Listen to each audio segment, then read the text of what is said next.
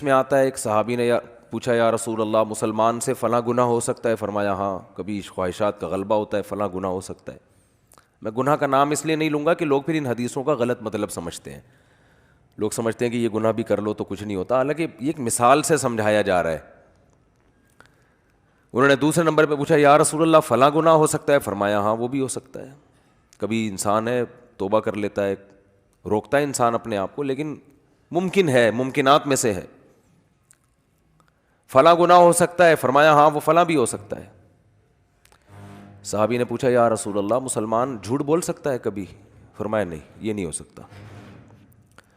آپ صلی اللہ علیہ وسلم نے فرمایا فلاں گناہ بھی ہو سکتا ہے، فلاں بھی ہو سکتا ہے، فلاں بھی ہو سکتا ہے، پاسبل ہے، لیکن مسلمان جھوٹ۔ جب صحابی نے پوچھا اچھا جھوٹ بھی بول سکتا ہے، ان کا خیال تھا جب اتنے بڑے بڑے گناہ ممکن ہیں کہ فلاں بھی ہو جائے، فلاں بھی ہو جائے، اتنے بڑے بڑے جرائم بھی ہو سکتے ہیں، تو جھوٹ تو اتنی بڑی چیز نہیں ہے۔ چوتھے نمبر پہ صحابی نے پوچھا جھوٹ بول سکتا ہے؟ فرمایا نہ، یہ نہیں ہو سکتا۔ جھوٹ بول دے، وہ غلط بیانی کر دے، یہ کیسے ہو سکتا ہے؟ تو اصل میں وہ جو پچھلے 3 گناہوں کا تذکرہ کیا نا، وہ اس لیے نہیں کہ وہ گناہ چھوٹے ہیں یا وہ کر لینے چاہیے، وہ چوتھے گناہ کو بتانے کے لیے کہ یہ ان سے بڑھ کر ہے، تو سب سے بڑا جرم ہے جھوٹ بولنا، یہ بتانا چاہ رہے تھے آپ صلی اللہ علیہ وسلم، کہ زنا سے بھی بڑھ کر ہے، چوری سے بھی بڑھ کر ہے، اتنا بڑا جرم ہے یہ۔ لیکن عجیب بات ہے، کافر زنا کرتے ہیں، چوریوں کا ریشو بھی ان کے ہاں بہت ہے۔ اگر تھوڑا سا قانون کا ہاتھ ہلکا ہو جائے نا تو چوریاں بھی ہوتی ہیں، لیکن لوگ کہتے ہیں کہ جھوٹ نہیں بولتے۔ اور ہمارے ہاں سارا دن کیا کرتے ہیں؟ میں لوگ اس لیے کہ بتا رہا ہوں کہ بہت سی چیزیں ہم لوگوں سے سن کے آگے بتاتے ہیں، لیکن پھر وہ غلط ثابت ہوتی ہیں۔ کسی بھی قوم کے بارے میں تبصرہ کرنے کے لیے ضروری ہے کہ جب تک انسان اس قوم کے گھروں میں جا کے نہ رہے نا، بعض لوگ کسی معاملے میں ایک نمبر ہوتے ہیں کیونکہ ان کا کلچر بن چکا ہوتا ہے، ان کے ہاں قانون ایسا ہوتا ہے، لیکن جب آپ کسی قوم کے ساتھ گھروں میں جا کے رہتے ہو تو پتہ چلتا ہے کہ یہ جھوٹ بولتے ہیں کہ نہیں بولتے، تو وہ ایسے نہیں پتہ چل جاتا۔ بعض دفعہ کاروبار میں انسان ایک نمبری اس لیے بھی کرتا ہے کہ میرا کاروبار چلے، وہ اس لیے نہیں کر رہا ہوتا کہ میں بہت نیک ہوں، میں جھوٹ نہیں بولوں گا، وہ اس لیے کہ اس کو پتہ، ہوشیار ہوتا ہے، وہ وقتی نفع کو نہیں دیکھتا، کہتا ہے یار ابھی سچ بول کے تھوڑا پروفٹ آئے گا، لیکن جب کسٹمر کو یقین ہو جائے گا کہ میں سچا ہوں تو سارا پروفٹ مجھے ہی دے گا یہ۔ تو عین ممکن ہے گورے اس لیے سچ بولتے ہو کہ ان کو بزنس کرنا آتا ہے، اور ہمارے یہاں بزنس کرنا لوگوں کو نہیں آتا، وہ کہہ رہے ٹوپی کرا کے ابھی جتنا نچوڑ سکتے ہو نچوڑ لو، پھر بات کی اللہ توکل، کل اللہ کھلائے گا۔ تو یہ غلط موقع پہ توکل ہو رہا ہے۔ لیکن فرض کر لیتے ہیں، ایک صاحب نے مجھے بتایا، کہتے ہیں گورے جھوٹ نہیں بولتے کسٹمر سے، بیوی سے بولتے ہیں، اور بہت زیادہ بولتے ہیں، 10 گرل فرینڈ رکھی ہوں گی، لیکن بیوی کو یہی بولا ہوگا میری کوئی گرل فرینڈ نہیں ہے۔ سارے نہیں، ہر طرح کے لوگ ہر دور میں ہوتے ہیں۔ صحابہ کے دور میں بھی جب وہ کفر میں تھے تو کافر ہونے کے باوجود ان کے ہاں جھوٹ کو بہت برا سمجھا جاتا تھا۔ حضرت ابو سفیان رضی اللہ تعالیٰ عنہ نے جب بادشاہ کے سامنے تقریر کی ہے، حالانکہ یہ اس وقت یہ غیر مسلم تھے، حضرت ابو سفیان یہ غیر مسلم تھے، بادشاہ نے ان کو بلایا اور نبی صلی اللہ علیہ وسلم کے بارے میں پوچھنا شروع کیا کہ جس شخص نے تمہاری قوم میں نبوت کا دعویٰ کیا ہے اس کے حالات مجھے بتاؤ۔ اب آپ بتائیے کہ جو سوال وہ پوچھ رہا ہے، حضرت ابو سفیان تھے اس وقت اسلام کے بہت بڑے دشمن، جنگیں ہو رہی تھیں، تو ایسے موقع پہ درست بات کرنا کس قدر مشکل کام ہے بادشاہ کے سامنے۔ تو حضرت ابو سفیان جب اسلام لائے نا تو خود اپنا بیان دیا، انہوں نے حدیث سنائی کہ بادشاہ نے جو مجھ سے سوالات پوچھے تھے کہ کیا محمد صلی اللہ علیہ وسلم نے 40 سال کے دوران کبھی تم نے ان کا کوئی جھوٹ پکڑا؟ ابو سفیان نے کہا کہ ہم نے کبھی جھوٹ بولتے ہوئے ہم نے نہیں دیکھا۔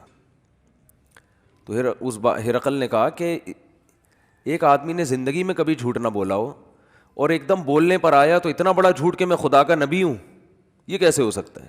دیکھو جو جھوٹ بولتا ہے نا وہ ایک دم سے نہیں بولتا، اس کی مثال ہے جو ڈاکو ہوتے ہیں. ایک ڈاکو نے کروڑوں روپے بینک سے لوٹے, 10 آدمی اس کے ساتھ, اور 10 بندوں کو مار دیا اور یہ کیا اور وہ کیا, لوٹ کے چلا گیا. پکڑا گیا تو کہہ رہا ہے میں نے تو آج تک کسی مسجد سے چپل بھی نہیں چرائی, یہ پہلی دفعہ ہوا ہے. تو مان لو گے؟ بولو گے یار پہلی دفعہ میں اتنی بڑی کارروائی نہیں ہوتی. فرسٹ ٹائم تو یہ ہوتا ہے کہ آپ مسجد سے چپل چراتے ہو, پھر لوگوں کی گھنٹیاں بجا بجا کے بھاگتے ہو, پھر یہ ہوتا ہے, پھر یہ ہوتا ہے. ہوتے ہوتے ایک وقت آتا ہے کہ آپ بہت بڑے ڈاکو بن جاتے ہو. تو ابو سفیان رضی اللہ عنہ بادشاہ کے سامنے کیا کہہ رہے ہیں؟ سچ. بادشاہ نے پوچھا کہ انہوں نے ان سے جب تمہاری جنگیں ہوئی ہیں تو کبھی ایگریمنٹ کی خلاف ورزی کی ہے؟ انہوں نے معاہدہ توڑا ہے, جنگ کا معاہدہ؟ ابو سفیان کہتے ہیں میں نے کہا نہیں, کبھی بھی معاہدہ نہیں توڑا.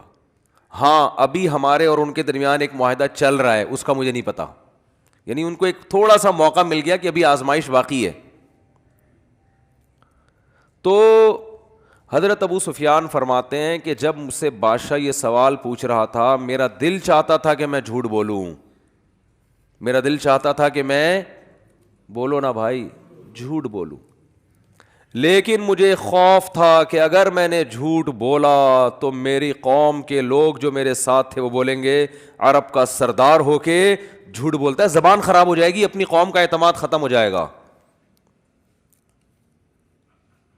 گویا کہ میں اکیلا ہوتا تو شاید جھوٹ بول دیتا, بظاہر یہ مطلب نکلتا ہے, لیکن مجھے قوم کو جواب دینا ہوگا کہ قوم کہیں گے یار ہم نے آپ کو سردار بنایا ہوا ہے اور آپ ادھر آ کے کیا کر رہے ہو, جھوٹ بول رہے ہو. دیکھو یہ وہ قوم تھی جس میں اللہ نے پیغمبر کو بھیجا ہے, اسی قوم کو صحیح کیا اللہ نے. حضرت ابو سفیان بھی مسلمان ہوئے اور اسلام سے اتنی دشمنی تھی ان کو, اسلام لانے سے پہلے اتنا نقصان پہنچایا, مگر اسلام لاتے ہی نبی نے ایسا پروٹوکول دیا حضرت ابو سفیان کو کہ جو ابو سفیان کے گھر میں داخل ہو گیا اس کو پناہ ہے. کیوں؟ اندر سے ٹھیک ہیں. کیا کہہ رہے ہیں یار, بہت مشکل ہو گیا آج کل باتوں کو سمجھانا. اندر سے کیا ہے؟ ٹھیک ہے, ان کو پتہ ہے, سچ کو صحیح سمجھتے ہیں, منافقت نہیں ہے. اگر دشمن ہیں اسلام کے تو کھل کے دشمن, دوست ہیں تو کھل کے دوست ہیں, 2 نمبری نہیں ہے. اللہ نے حضرت موسیٰ کو بنی اسرائیل میں بھیجا کیونکہ حضرت موسیٰ آخری نبی نہیں تھے. بنی اسرائیل پہ کتنی محنت کی, مگر کیا ہے ان کا رویہ 2 نمبری والا, جہاں مفاد نظر آتے وہاں چلے جاتے. جس قوم کی زبان ایک نہ ہو, جس قوم کے معاہدے ایک نہ ہو, معاہدے توڑتی ہو, اس قوم میں اللہ آخری نبی کو نہیں بھیج سکتے تھے کہ بھئی اس قوم کو تو میں نے قائد بنانا ہے. 2 نمبر قوم جو جھوٹ بولتی ہو, جو بات بات پہ پیندرا بدلتی ہو, اس کو تھوڑی قیادت ملے گی. تو نبی صلی اللہ, حضرت ابو سفیان رضی اللہ تعالیٰ عنہ فرماتے ہیں کہ مجھے ڈر تھا کہ میں, اگر مجھے یہ جملہ اتنا اچھا لگتا ہے نا, بار بار دہرانے میں مزہ آتا ہے, کہ میں نے اگر جھوٹ بولا, وہ کتنی باتیں نبی کے بارے میں پوچھے جا رہے ہیں. اس نے کہا کہ ان کی باپ دادا میں کوئی بادشاہ گزرا ہے؟ کہا نہیں. اس نے کہا اگر بادشاہ گزرا ہوتا تو میرے ذہن میں آتا کہ اولاد کو بھی سیاست کا شوق ہوتا ہے نا. ابا وزیر اعظم گزرے, صدر گزرے, تو بیٹے کا بھی دل چاہتا ہے یار کچھ کرسی ہمارے پاس بھی ہے. تو ان کے تو صدیوں تک کوئی بادشاہ گزرا ہی نہیں ہے, تو ایک دم سے ان کو کیسے خیال آ گیا؟ کہا اچھا جو جنگیں ہوتی ہیں ان میں فتح کس کو ہوتی ہے؟ کہا کبھی ان کو کبھی ہمیں, دونوں طرف معاملہ چلتا ہے. تو ایک ایک چیز کا جواب کیا دے رہے ہیں؟ صحیح, کیونکہ کافر ہیں لیکن ڈر ہے کہ میری سرداری چلی جائے گی. لوگ بولیں گے قریشی ہاشمی ہو کے, ہمارا سردار ہو کے, دشمنی اپنی جگہ ہے لیکن جھوٹ تو نہ بولو. تو قرآن نے اہل ایمان کی صفت بیان کی ہے, اور نبی صلی اللہ علیہ وسلم نے فرمایا فلاں گناہ بھی ہو سکتا ہے, فلاں بھی ہو سکتا ہے, لیکن مسلمان جھوٹ نہیں بول سکتا.